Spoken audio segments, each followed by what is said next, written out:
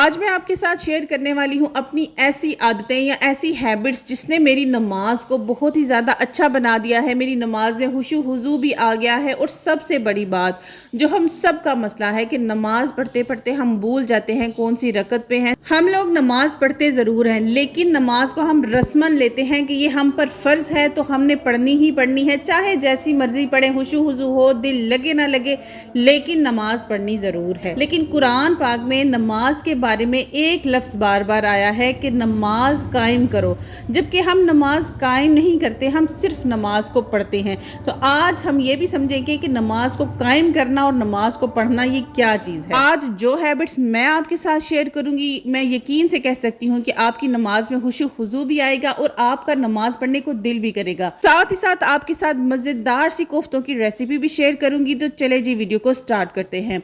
सबसे पहली आदत तो ये होनी चाहिए कि जब भी आप नमाज पढ़ने लगे अपने वज़ू को आपने सबसे ज़्यादा अच्छा करना है, वज़ू के ऊपर टाइम लगाना है। हम क्या करती हैं, बस फटाफट से जो है वो वज़ू किया, हाथ पैर भी अच्छे तरीके से गीले नहीं होते। ये ऐसे ही है जैसे हम दुनिया में किसी एक अहम इंसान से, किसी अहम शख्सियत से मिलने जाते हैं तो कैसे तैयार होकर सज संवर की जाती हैं। इसी तरह आप जब नमाज पढ़ने खड़ी होना तो ये ख्याल किया करें कि मैंने अपने रब के पास जाना है, उससे बातें करनी है, उसके साथ अपने राज़ो न्याज करनी है। इसलिए अच्छे तरीके से वज़ू करके और अच्छा लिबास पहन के, थोड़ी सी खुशबू हो सके तो वो ज़रूर लगाएं और उसके बाद नमाज पे खड़ी हों।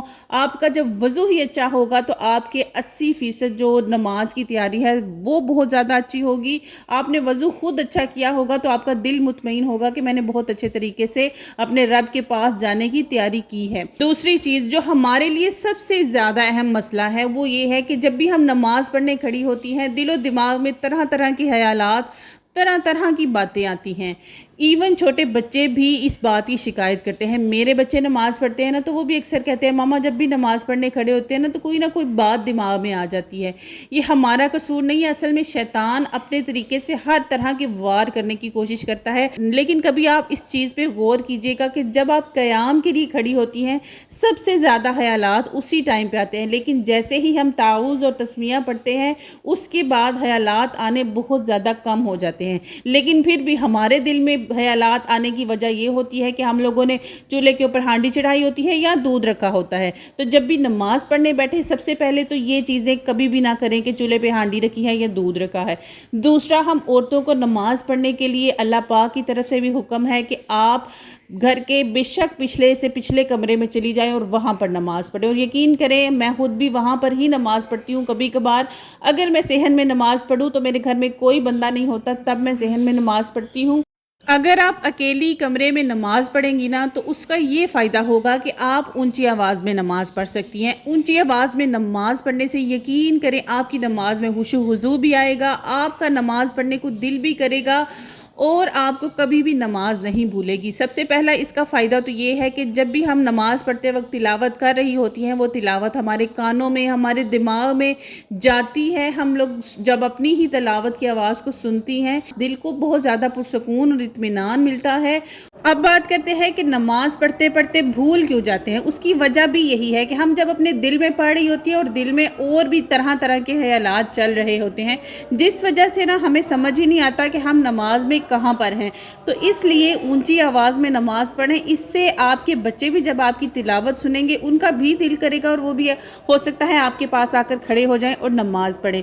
अब आ जाते हैं जी मज़ेदार से कोफ्तों की रेसिपी की तरफ। कोफ्तों की रेसिपी के लिए अगर आपके पास आधा किलो कीमा है तो सबसे पहले कीमे को आपने बहुत अच्छा फाइन एक दफ़ा दोबारा से चॉपर में चॉप कर लेना है। यकीन करें इस टिप एंड ट्रिक से अगर आप अपने कोफ्ते बनाएंगे या चपली कबाब बनाएंगे इतने मज़े के बनेंगे कि सब आपकी तारीफ़ें करते रह जाएंगे। कीमे को अच्छे तरीके से चॉप कर लेने के बाद आपने इसको सेपरेट कर लेना है। प्याज उतनी ही क्वान्टिटी के लेने हैं जितना आपका कीमा होगा, यानी कि आधा किलो कीमा है तो आधा किलो ही आपने प्याज लेने हैं। और हरी मिर्चें अपने स्पाइसेस के अकॉर्डिंग आप इसमें डाल लीजिएगा। हरी मिर्च और प्याज को सेपरेट से चॉप करके उनका जितना पानी होगा वो स्क्वीज़ कर लीजिएगा। उसके बाद उनको वापस से चॉपर के अंदर डालकर आपने साथ ही कीमे को भी डालना है। और बेसिक से इंग्रेडिएंट्स हैं जो कि हमारे किचन में हर टाइम पे मौजूद होते हैं, जिसमें कुटी लाल मिर्च, गरम मसाला, सूखा धनिया और इसके बाद नमक डालना है। और ये तमाम चीज़ें डाल के आप इसको अच्छे तरीके से मिक्स करें, इसके बॉल्स बना लें। जब आ जाती है आप इसकी ग्रेवी की बारी। ग्रेवी के लिए आपने जैसे अभी वीडियो में देख भी रहे हैं कि मैं क्या करती हूँ, तमाम चीज़ों को इस तरह से अच्छे तरीके से फ्राई करती हूँ। नमक मिर्च और हल्दी भी मैं साथ ही डाल के इसको भूनती हूँ ताकि किसी चीज़ की भी कच्चेपन की स्मेल ना आए। बाज़ लोग मैंने देखे हैं कि वो क्या करते हैं, इन चीज़ों को ना पहले ब्लेंड करते हैं और उसके बाद भूनते हैं। इससे आपके जो मसाला है ना उसमें कच्चेपन की स्मेल थोड़ी सी रह जाती है। आप इस टिप एंड ट्रिक्स इसको बनाइएगा, यकीन करें आपके कोफ्ते बहुत ही ज़्यादा मज़े के बनेंगे। सेकंड चीज़ ये है कि जब भी इस तरह से मसाले को ब्लेंड करके हम उसकी ग्रेवी बनाते हैं ना तो ऑयल बहुत ज़्यादा यूज़ होता है। उसकी वजह ये होती है कि हम लोग कोफ्तों को सेपरेट फ्राई कर लेते हैं। आपने उसी ऑयल में कोफ्तों को फ्राई करना है। उसको ब्लेंड करने के बाद आपने उस कोफ्तों के साथ ही जो है वो आप मसाला डाल दीजिएगा। आप देखिएगा, अभी मैं आपको दिखाती हूँ कि बिल्कुल भी एक्स्ट्रा जो है वो मैं ऑयल नहीं डालूंगी। बिल्कुल थोड़ा सा जो ऑयल मेरी हंडिया में है उसी ऑयल के अंदर ही मेरे कोफ्ते भी फ्राई होंगे और मेरी हंडिया भी बनेगी। इस तरह से हमारे ऑयल की भी बचत होगी, हमें बहुत ज़्यादा ऑयल भी यूज़ नहीं करना पड़ेगा और हमारे कोफ्ते भी बहुत अच्छे बनेंगे। ये देखें, जैसे कि अभी आपको नज़र भी आ रहा है, मैंने अभी बिल्कुल इसमें ऑयल नहीं डाला और इसको अभी भूना भी नहीं, लेकिन ऑयल आराम से सेपरेट होने लग गया है और कोफ्ते बने। और इसमें अंडे ना डालें, मुझे तो ना अंडे कोफ्ते बहुत ही ज़्यादा पसंद है और मैं यकीन से कह सकती हूँ कि आपको मेरी जो रेसिपी है ना वो बहुत ही ज़्यादा अच्छी लगेगी। अच्छा, जब आपने ग्रेवी बनानी है ना तो ग्रेवी में भी आपने जो नमक और मिर्च है ना उसकी क्वांटिटी कम रखनी है। उसकी वजह ये होती है कि कोफ्तों में भी हमने स्पाइसेस डाले हुए होते हैं, जब हंडिया में भी अगर हम स्पाइस ज़्यादा डालेंगे ना तो फिर क्या होता है कि बहुत ज़्यादा स्पाइसी ये कोफ्ते बन जाते हैं। और घर में कुछ ऐसे अफराद भी होते हैं जो कम नमक मिर्च खाना पसंद करते हैं, इसलिए ये स्पाइसेस का ख्याल रखिएगा। तो जी, आज के व्लॉग के लिए इतना ही। होप सो आपने मेरे व्लॉग को पूरा देखा होगा। अगर आप पूरा देख रहे हैं तो आपका बहुत बहुत शुक्रिया। और कहाँ से वीडियो वॉच कर रहे हैं ये भी मुझे कमेंट सेक्शन में ज़रूर बताइएगा। और मेरे कोफ्तों की फ़ाइनल शक्ल कैसी लग रही है आप मुझे ज़रूर बताइएगा। अल्लाह हाफिज़।